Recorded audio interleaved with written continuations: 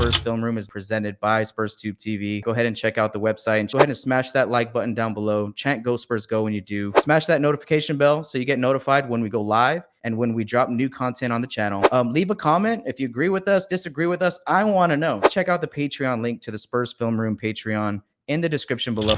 So Gregory Castillo over here in the chat has a question for us. And what is y'all's starting lineup for this season? So I know it's kind of just throwing into the fire, and I'm with you. If this changes like day to day, who's in that starting five for you? So my starting lineup from the moment DeRozan was gone and Rudy Gay and Mills has been the same for like the last month and a half, probably month. Even though DeRozan hasn't been traded for that long, it's been like this for the entire offseason. Yeah. Was DeJounte, Derek, Devin, Keldon, and Jakob. That would be my starting five. No ifs, ands, or buts. Absolutely. People are kind of worried about, Keldon, playing the four, blah, blah, blah. And I get that. I get the concern because he's not your traditional four that we've seen for years and years, but he's effective at the four.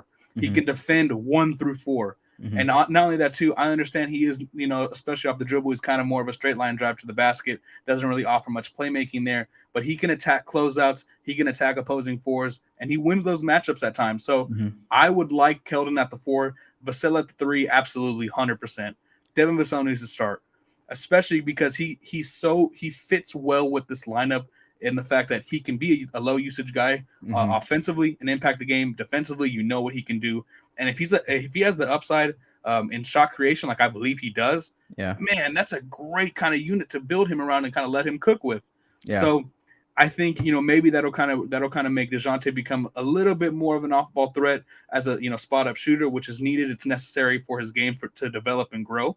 But it would definitely be DeJounte, Derek, Devin, Keldon, Jakob, and I wouldn't think twice about it. Man, I don't mind that at all. That's very interesting, man. Because a lot of people, that's what we talk about. Okay, well, who takes DeMar's spot and does Keldon stay right in the starting line? Those are like your two big question marks: your power forward and your small forward spot. I love the idea of just throwing Devin in there, bro, because you're absolutely right. He can give you all the upside with a low usage and extremely high efficiency rate. Like you can just totally see him killing his touches, his like 10 touches or whatever, because his touches will go down in that group, but he'll hit them and he'll what I'm saying? And then, dude, imagine the defense with that squad. Yeah. Oh my God. Yep, exactly. You have 4 defenders in all but Jakob who can switch and defend 1 through 4.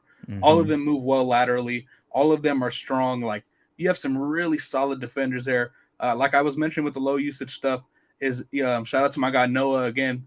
We've talked about this before. Vassell kind of does fit that kind of prototype of like Michael Bridges, essentially. The low usage 3-and-D guy at his floor.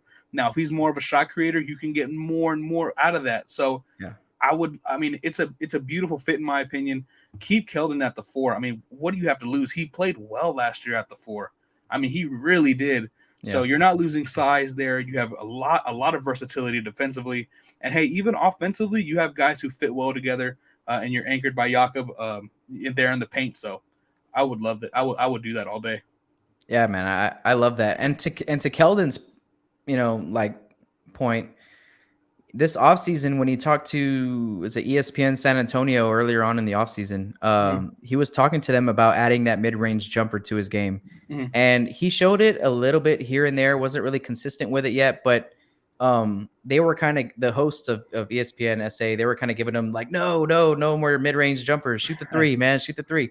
Yeah. But he was just like, nah, man. Like, I'm already a pretty good, like, not that he didn't need to work on it, but he was saying that he took a jump this year in his catch and shoot threes, right? Like, like he hit some big ones, man. Like Keldon was ready to hit the big 3. He didn't make a lot of them, but he hits the ones that count. And I think adding that mid-range jumper to his game is gonna balance out that issue that he had kind of towards the end of last season. So to answer Greg's question, let me see. I'd go with Derek. I've been saying this, so I'm not going to go away from it now. I'd go with Derek White as the point, and then I'd put DeJounte as the shooting guard. Now I know it doesn't matter. It does not matter. And I'm telling you that from a coaching perspective too. It doesn't matter. It doesn't matter how you classify those two guys. You need them both on the floor and they can both do it all, right? They can both run the offense and they can both probably play off ball well. I just like you were talking about earlier, I like the ball in Derek White's hands, right? And I like DeJounte scoring the ball. So to me, it just kind of makes sense, right? Yep. And then I move Keldon. In my opinion, I move Keldon up to the 3, and I like the size advantage that he might have against other guys in that position.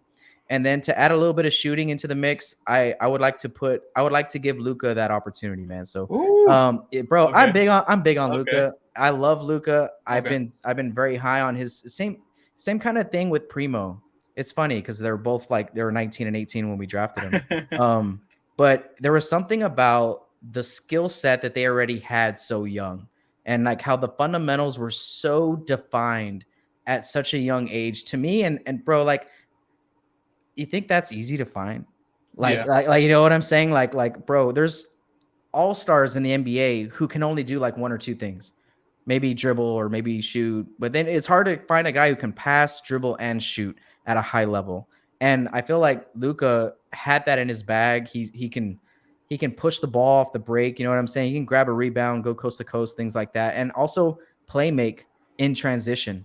I think that's one of like the underrated things to Luka's game is that he can essentially be your point forward in transitional situations, right? Like where he can go and bring the ball up and just find Jakob unguarded at the rim. He's going to hit that like no look dump down pass where a lot of our other guys just can't really do that. Yeah. And then spacing the floor, I think I think he took leaps and bounds this season defensively, confidence wise. Him and Trey Jones look like they have like a best friend thing going on, which I love to see on the sidelines because to me coming in, Luka's big thing was like, guys, he's coming in from like another country. He's 19. You got to give him a chance to like adapt to terminology and to vocabulary and language, right? It's like and then not just in general, but on the court. And it's like a whole other thing to talk on the court. Believe me, bro. And I'm coaching high school kids, and in class they can't shut up. But you put them all on the court together, and it's pulling teeth to get them to talk. Yeah. But as a coach, you have to, man, because once communication is key. Is key, bro. It's key to defense, to offense, everything. You got to have your leaders, but everybody has to be communicating. Like ball, I got ball. Hey, we got someone backside. Hey, this and that. You know what I mean? There's a lot of communication. Yep. And I felt that was one of the biggest development areas for Luka was just kind of growing into, you know, the new lifestyle and stuff like that. Yeah. So, and I think last year I saw a little bit of that. I saw like he felt more comfortable. He was just looking more confident and things like that. So he looked happy. Do you remember him? Like he just looked happy on the sidelines. Him and Trey would go out and dab up everybody during every timeout. You know, I'm like, okay, cool. He's feeling more at home here. And to me, I think that's just what he needs. It's part of it. You know, it's not all of it, but it's part of it. And the rest of it will come with time with me. Oh yeah, and it's interesting that you brought that up with Luka. That's an interesting perspective from a coach's perspective as well.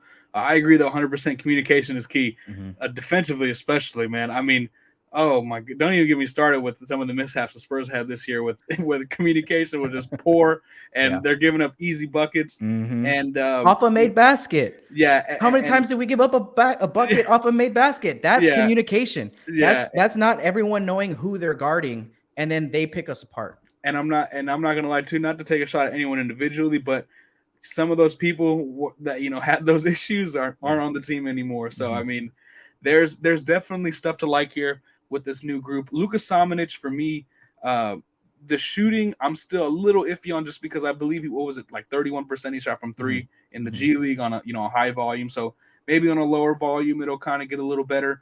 But I still think he's still a ways from becoming a starting caliber 4. But hey, I do want to see him play this year. He needs to play this year. That's for sure.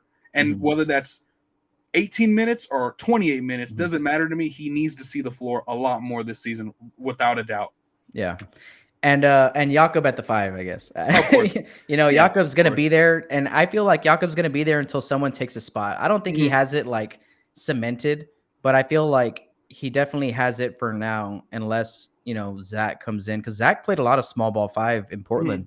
And was very successful at that, man. And I feel like, I want to see him and Jakob go at it in practice. You know what I'm saying? Like battle and see who has the edge on the other. I think that's very interesting. But just to incorporate spacing into the lineup and to keep Keldon in there, I insert Luka. And I think if he comes off the bench, I'm all about it. I'm not gonna be mad. But to me, it's like, okay, let's add some size. Let's get bigger by putting Keldon at the 3. and then let's go Luka, Jakob at the 4 and 5, and let's kind of still be small and fast and be able to space the floor, but with a little bit more size. And I like to see that go out there. So that would be my starting 5, Greg. So all right, guys. So that's going to be it over here, man. So Spurs Film Room is presented by Spurs Tube TV. Go ahead and check out the website and go ahead and smash that like button down below. Chant Go Spurs Go when you do. Smash that notification bell so you get notified when we go live and when we drop new content on the channel. Leave a comment if you agree with us, disagree with us. I want to know. Check out the Patreon link to the Spurs Film Room Patreon in the description below.